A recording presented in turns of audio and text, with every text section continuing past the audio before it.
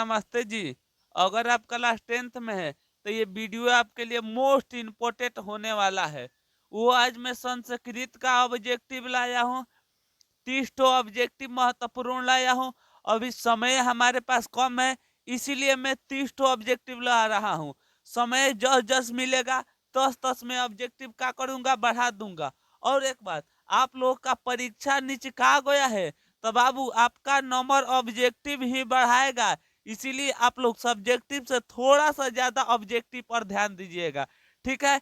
अब पेपर में आने वाला सवाल है, ये हमारे अनुसार लग रहा है 30 ठो ऑब्जेक्टिव को क्या करिए, रट जाइए, क्योंकि ये इसी में से आपका 5 से 10 गो ऑब्जेक्टिव का पूछेगा ही पूछेगा बिहार मैट्रिक फाइनल परीक्षा में, ठीक है। तो आइए हम करते हैं वीडियो को स्टार्ट। उससे पहले यदि आप चैनल पर नए हैं तो चैनल को सब्सक्राइब करें, लाइक करें, कमेंट में हमें बताइए कि आपको वीडियो कैसा लगा।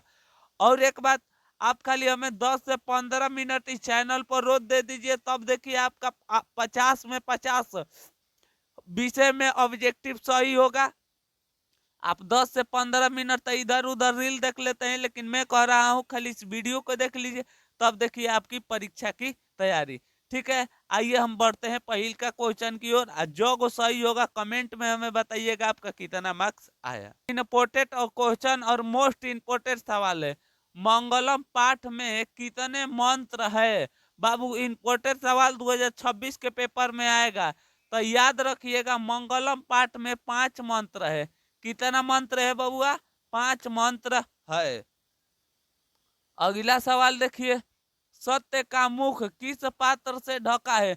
मोस्ट इंपोर्टेंट और वीवीआई सवाल, सत्य का मुख किस पात्र से ढका है।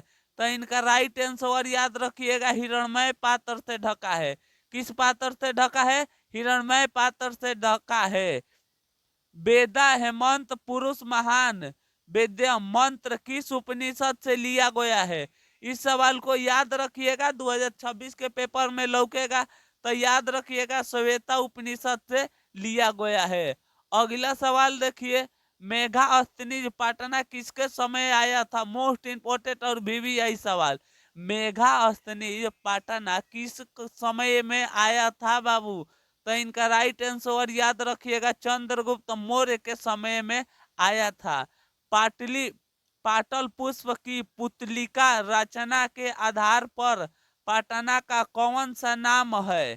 पाटना का कौन सा नाम है, तो इनका राइट आंसर याद रखिएगा, पाटलिपुत्री, पाटलिपुत्र नाम था। का बाबू नाम था, पाटलिपुत्र नाम था। अगला सवाल देखिए, पाटना में कमोदी महोत्सव कब मनाया जाता है। लगा लीजिए 2026 के पेपर में पूछेगा सवाल, पाटना में कमोदी महोत्सव कब मनाया जाता है। तो याद रखिएगा मनाया जाता है, पाटना में कमोदी महोत्सव कब मनाया जाता है, तो गुप्त वंश काल में मनाया जाता है। अगला सवाल देखिए, वीवीआई सवाल है, पाटलिपुत्र के नाम से कब प्रसिद्ध हुआ। 2026 के पेपर में आने वाला सवाल, पाटलिपुत्र पाटना के नाम से कब प्रसिद्ध हुआ बबुआ। तो याद रखिएगा प्रसिद्ध हुआ था कब, मध्यकाल में हुआ था। कब हुआ था, मध्यकाल में प्रसिद्ध हुआ था। खाली 1+2 चैप्टर से मिलकर 7 ठो ऑब्जेक्टिव पूछा था। कितना, 7 ठो ऑब्जेक्टिव पूछा था। तो 1 और 2 दोनों चैप्टर को ध्यान से करिएगा, क्योंकि दोनों चैप्टर मोस्ट इंपोर्टेंट सवाल यहाँ से आता है। अगला सवाल, वीरेश्वर कौन था। तो याद रखिएगा बाबू, वीरेश्वर मिथिला के का था, मंत्री था। का था बाबू, तो मिथिला का मंत्री था, इसे याद रखिएगा। अगला सवाल, अलसशाला में आग क्यों लगाई गई। सबसे इंपोर्टेंट वीवीआई सवाल इस वीडियो के सवाल है, अलसशाला में आग क्यों लगाई गई। तो इस क्वेश्चन को याद नहीं, इस क्वेश्चन को रट जाइएगा।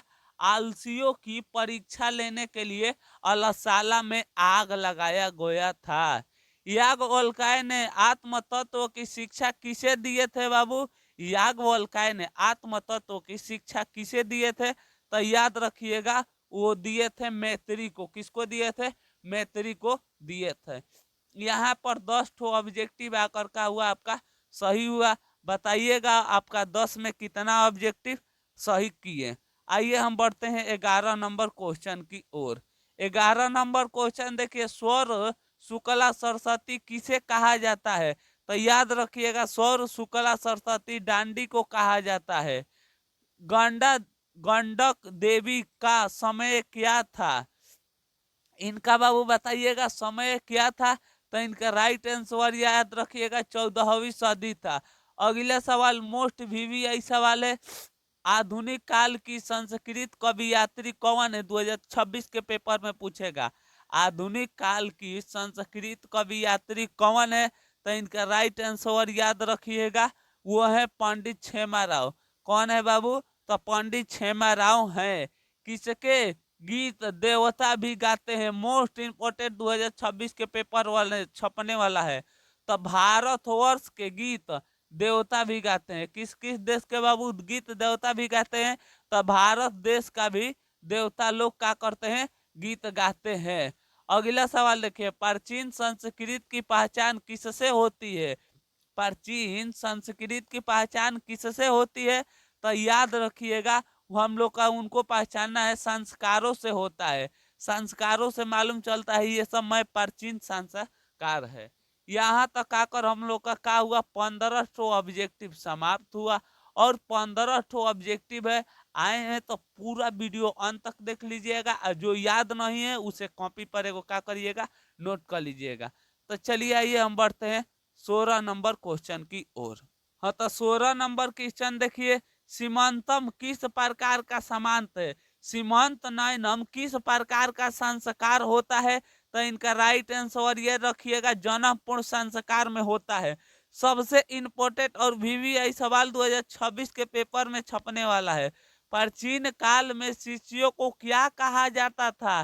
तो याद रखिएगा, प्राचीन काल में शिष्यों को ब्रह्मचारी कहा जाता था। नीति श्लोक का पाठ किस ग्रंथ से संकलित है? तो मोस्ट इंपोर्टेंट और वीवीआई सवाल, नीति श्लोक का पाठ किस ग्रंथ से संकलित है? तो याद रखिएगा, यह विदुर नीति से संकलित है। किस नीति से बाबू संकलित है? तो याद रखिएगा, विदुर नीति से संकलित है। अगला सवाल 2026 के सीधे पेपर में पूछने वाला सवाल है, स्वामी दयानंद के बचपन का नाम क्या था? तो स्वामी दयानंद के बचपन का नाम याद रखिएगा, मूल शंकर नाम था। का नाम था बबुआ? तो याद रखिएगा, मूल शंकर नाम था। मंदाकिनी वर्णम पाठ के कवि कौन है? मंदाकिनी वर्णम पाठ के कवि कौन है?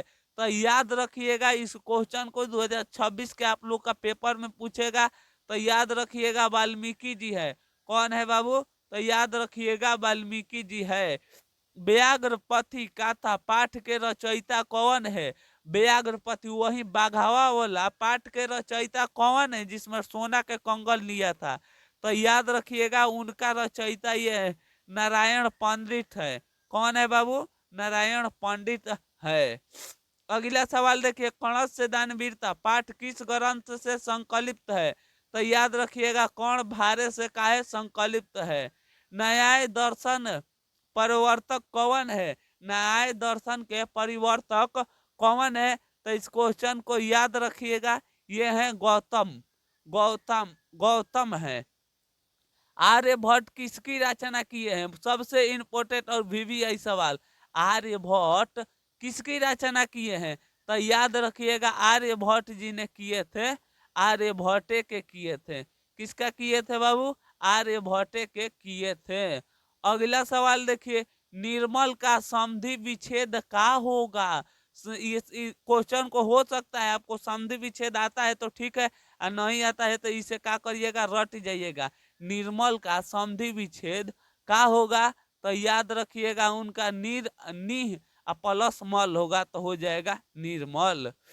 पुष्प वाणिक की संधि होगी, तो इनमें से दोनों को मिलाने पर क्या हो जाएगी बबुआ? तो इनका राइट आंसर याद रखिएगा, पुष्प पुसनम वाणी हो जाएगी। अगला सवाल देखिए, इस क्वेश्चन को आ रहा है तो ठीक है, नहीं आ रहा है तो सीधे रट जाइए। ई प्लस ए से मिलकर कौन सा नयन वर्ण बनता है? तो याद रखिएगा, ए बनता है। क्या बनता है? सॉरी, य बनता है। क्या बनता है बबुआ? यह बनता है। अगला सवाल देखिए, अर्थ भाव का विग्रह क्या होगा? अर्थ भाव का विग्रह क्या होगा? तो इनका अर्थ प्लस भाव होगा। क्या हो जाएगा बाबू? अर्थ प्लस भाव हो जाएगा। धर्म च, अर्थ च, काम च, समास पद क्या है? तो इनका राइट आंसर याद रखिएगा हो जाएगा बी, धर्म कामः। यहाँ तक आकर हम लोग का फाइनली 30 ऑब्जेक्टिव का हो गया, समाप्त हो गया। अब हमें कमेंट में बताइएगा आपका 30 में कितना मार्क्स आया। अभी तक आप चैनल पर नए हैं तो इसी तरह वीडियो देखने के लिए क्या करिए, चैनल सब्सक्राइब कर लीजिए। चलिए तब तक ले मिलेंगे एक और नई वीडियो के साथ, तब तक ले हंसते रहिए, मुस्कुराते रहिए। जय हिंद दोस्तों।